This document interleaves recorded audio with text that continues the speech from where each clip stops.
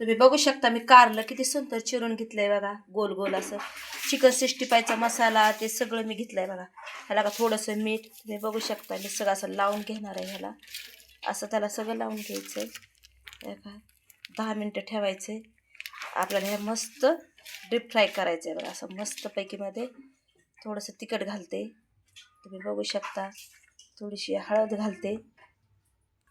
तुम्ही बघू शकता 10 मिनटं झालेले, सगळं लावून मुरले बघा. आता आपल्याला डीप फ्राय करायचंय बघा. थोडक्यात तेलात तुम्हाला दाखवते कसं करायचंय.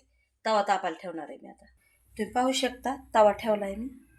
आता आपल्याला त्याच्यात तेल टाकायचंय बरं का. थोड्या तेलात आपल्याला करायचंय, लय तेल नाशाडी नाही करायचं. कारण कडू झाल्यावर आपण कडू अजिबात कारलं लागत नाही बरं का. तुम्ही बघू शकता खूप सोपी पद्धत आहे. तुम्ही हे करून बघा. जे नाही खाणार ते खातं बघा हे कारलं. बघा आता कसं सोडायचं बघा. एकदा सगळे टाकायचे, लय नाही टाइमपास करायचे. असे सगळे फ्राय करून घ्यायचे आपल्याला. खूप सोपी पद्धत आहे. चांगलं कडक करायचं बघा. कडक होऊ द्यायचे बरं का. याला चिकन 65 मसाला लावला होता बरं का.